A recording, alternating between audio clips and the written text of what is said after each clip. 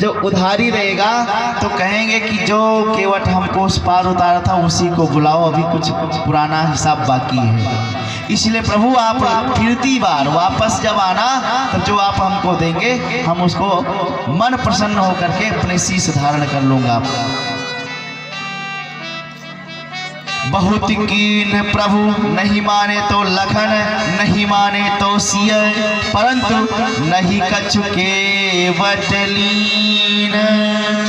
राम जी बोले थक गए भैया, लक्ष्मण जी बोल करके थक गए, माता सीता जी बोली परंतु केवट ने नहीं कछु केवट ले और ना इसी से प्रणाम किया। विदा कीन करुणा यतन अपनी भगति विमल बरु दे। भगवान ने उसको अपनी विमल भक्ति दे करके उसको विदा कर दिया, अपनी अमर भक्ति को प्रदान किया। इधर भगवान शंकर का पार्थिव पूजन किया।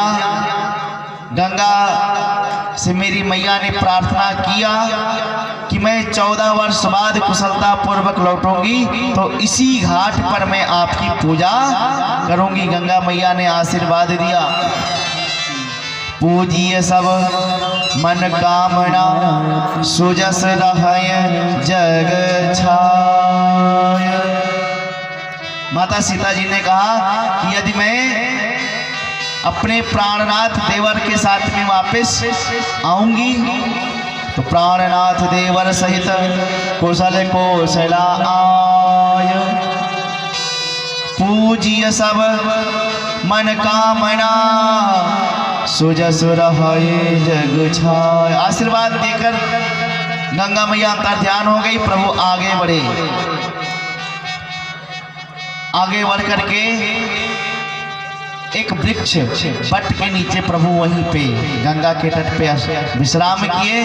प्रातः काल अगले दिन तीर्थराज प्रयाग भगवान पहुंचे, भरद्वाज जी के पास पहुंचे। भरद्वाज जी से कहा कि भगवान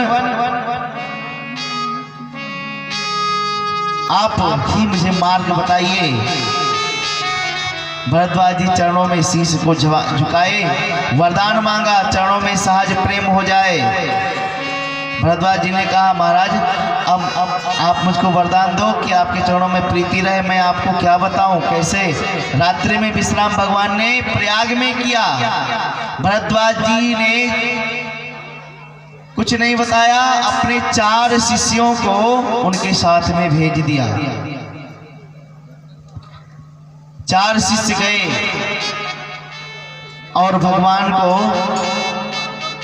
वाल्मीकि के आश्रम तक पहुंचा करके भगवान ने 4 शिष्यों को वापस कर दिया।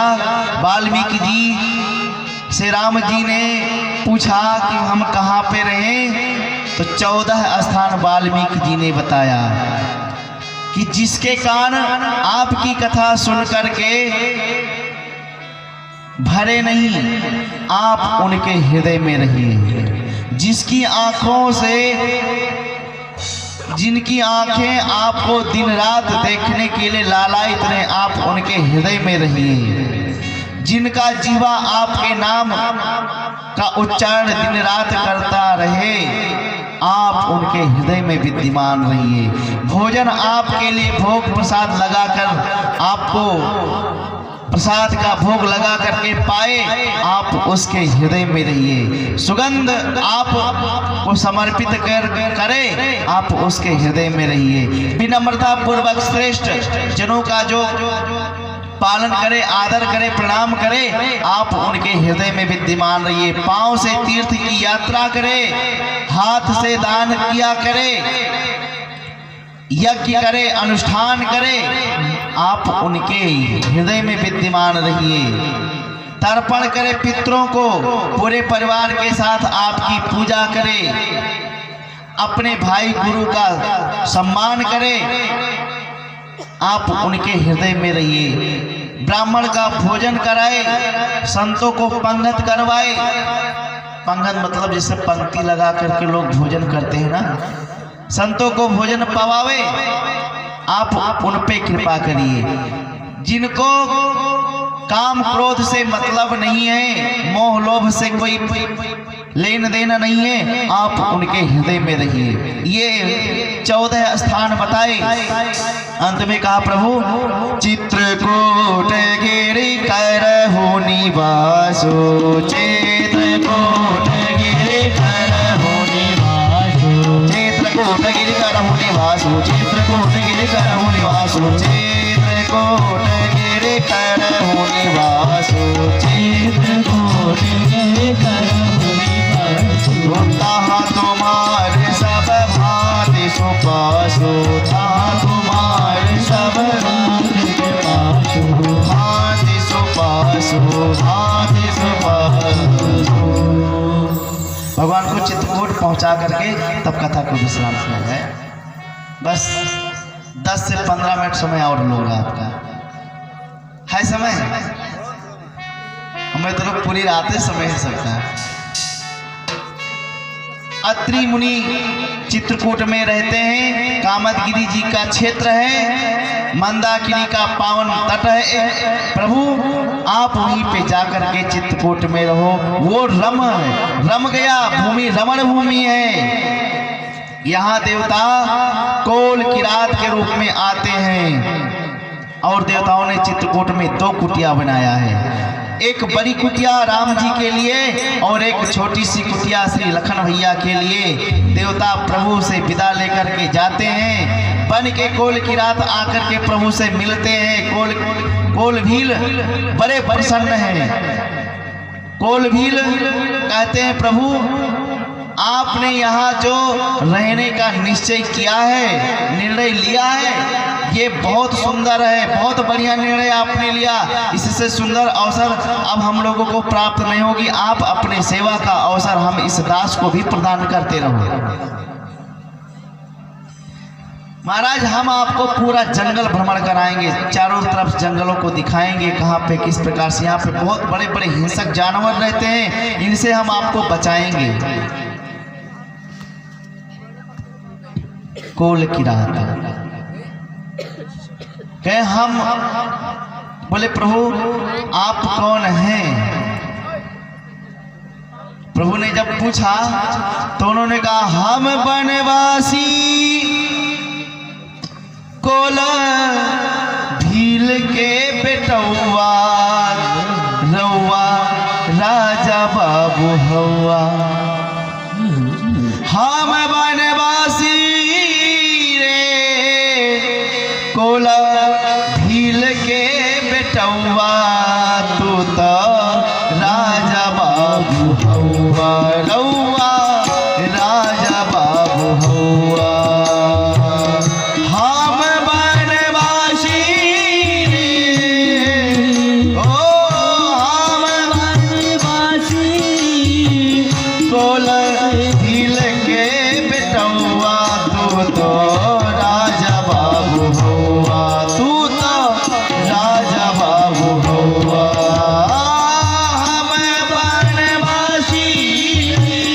हम बनवासी कोल भील के बेटौआ, तू तो राजा बाबू हौआ, राजा बाबू हौआ, तू तो राजा बाबू हौआ।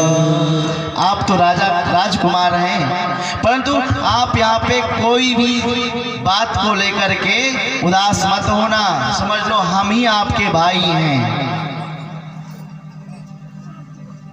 इस प्रकार से भगवान से सब बातचीत किए, पर्णकुटी में रहने लगे। भगवान को जब जब याद आती है अवधि की, एकांत में जाकर के प्रभु रोने लगते हैं।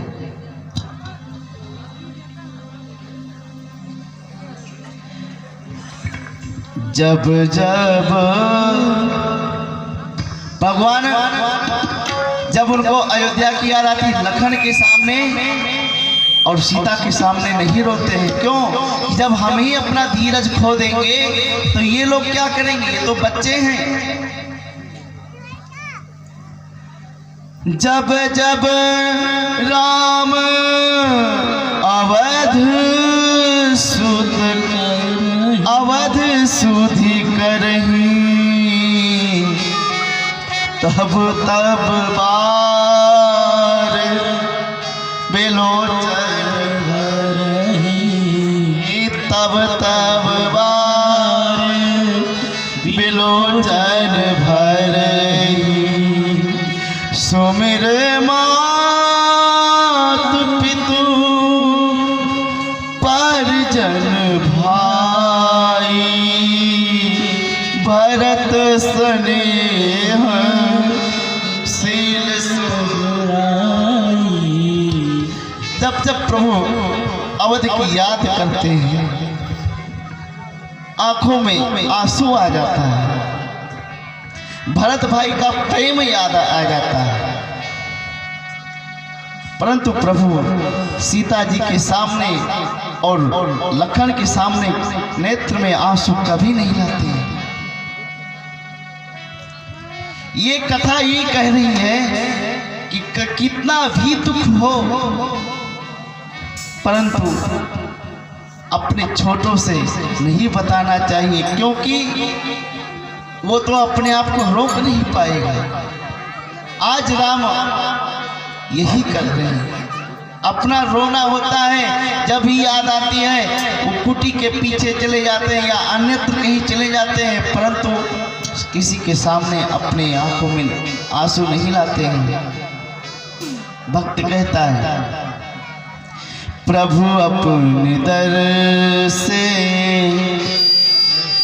अब तो न टालो,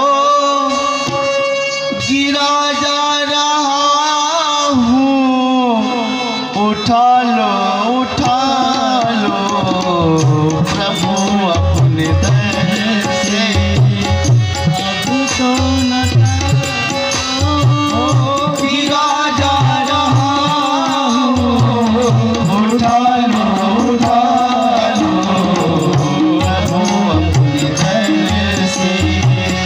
अब तो न टालो, गिरा जा रहा हूँ, उठा लो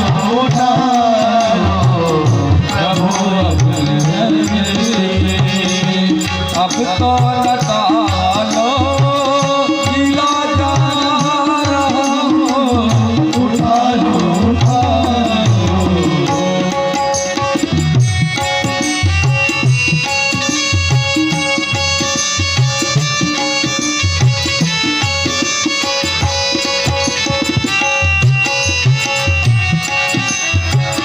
खाली न जाता कोई दर से तुम्हारे, खाली न जाता कोई दर से तुम्हारे, खाली न जाता कोई दर से तुम्हारे, खाली न जाता कोई दर से तुम्हारे। कब से खड़ा हूँ, कब से खड़ा हूँ नन्ही बाहें पसारे, चरणों की सेवा में, चरणों की सेवा में लगा लो गिरा जा रहा हूँ, उठा लो प्रभु अपने दर से अब तो न टालो, गिरा जा रहा हूँ, उठा लो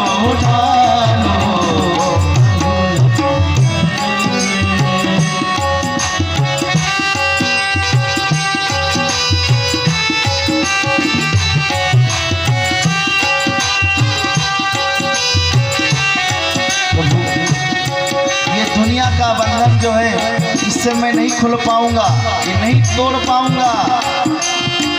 टूट न पाएगा दुनिया का बंधन, टूट न पाएगा दुनिया का बंधन, टूट न पाएगा दुनिया का बंधन, टूट न पाएगा दुनिया का बंधन, टूट न पाएगा दुनिया का बंधन।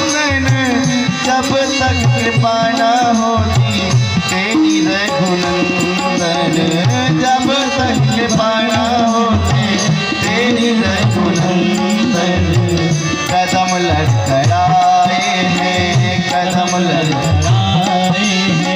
संभालो समा